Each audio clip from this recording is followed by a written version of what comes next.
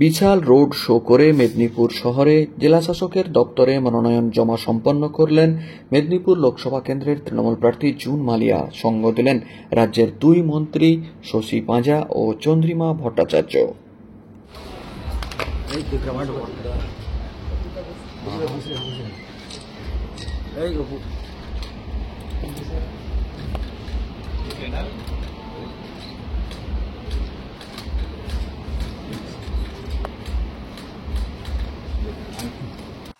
সোমবার বিশাল এক সুসজ্জিত রোড শো করে মেদিনীপুর শহরের রিং রোড পরিক্রমা করে একটি বড় টেম্পোর মাথায় চেপে জুন মালিয়া দুই মন্ত্রীর সঙ্গে মনোনয়ন দিতে হাজির হয়েছিলেন মেদিনীপুর শহরের কালেক্টরেট মোড় এলাকাতে।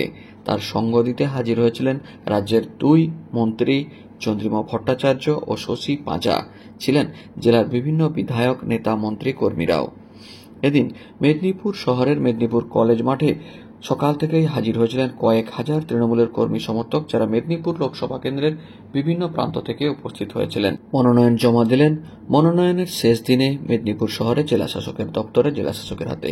শুনে নেওয়া যাক মনোনয়ন জমার পর কি জানিয়েছেন জুন মালিয়া। যে র্যালি আগের দিন বিজেপি প্রার্থীদের এবং আজকে আপনার, এটা কোনো প্রতিযোগিতা নয়। আমাদের র্যালিটা কোনো প্রতিযোগিতা নয়। আমাদের র্যালিটা দেখলেন বা পুরো শহর দেখলো, সেটা হচ্ছে আমাদের ওয়ার্কার্সদের আবেগ, স্বতঃস্ফূর্ততা, এবং আমরা সবাই যে এখানে একটা পরিবার, একটা স্ট্রং পরিবার, তৃণমূল কংগ্রেস যে একটা স্ট্রং পরিবার, এবং আমরা সবাই, আমাদের দুই মন্ত্রী এসছেন, চন্দ্রিমাদি, শশীদি এসছেন কলকাতা থেকে, এখানে আমার সব বিধায়করা ছিলেন, আমার ডিস্ট্রিক্ট প্রেসিডেন্ট আছেন, আমার এখানে প্রদ্যুৎদাদের মতো সিনিয়র লিডার্সরা আছেন।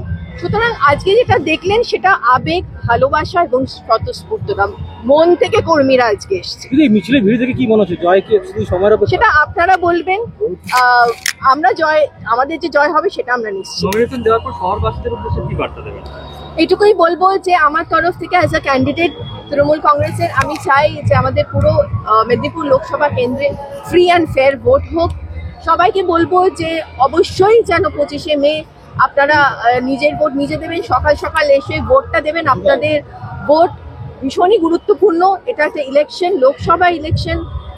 আমাদের ভারতবর্ষ সবচেয়ে বৃহত্তর গণতান্ত্রিক দেশ পৃথিবীতে, এবং যে কোনো ইলেকশন কিন্তু আমাদের একটি উৎসব, এবং এই উৎসবে আমি বলবো যে বাংলার মা মাটি মানুষের পাশে যেন সবাই এসে দাঁড়ান এবং যেন সবাই ভোটটা দেন।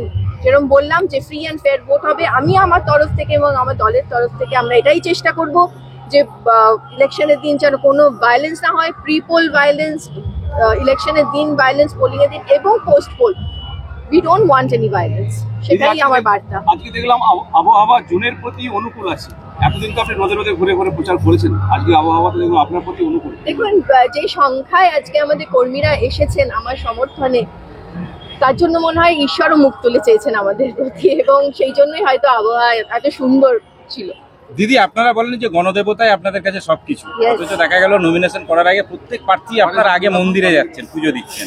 গণদেবতার উপরে ভরসা নেই? গণদেবতার ওপরেই তো ভরসা। ঈশ্বর তো আছেন মানুষের হৃদয়ে, কিন্তু আমরা সবাই, আমাদের কাউকে তো মানে একজন তো সুপার ন্যাচারাল পাওয়ার আছে। আর আমি ডেফিনেটলি, শুনুন, I am not a hypocrite. I am a religious, God-fearing person, and with all reverence, আমি শুধু মন্দিরেই যাইনি, আমি আমার মসজিদেও গিয়েছি, আজ সকালে আমি গির্জাতেও গিয়েছি। আর এটা কোনো হিপোক্রেসি না বা আমার তরফ থেকে কোনো গিমিক নয়, কারণ আমি ঈশ্বরে বিশ্বাস করি এবং আমি সব ধর্মে বিশ্বাস করি, এবং সর্বোপরি আমি মানুষের উপর আস্থা রাখি। ধন্যবাদ। জয় বাংলা। জয় বাংলা।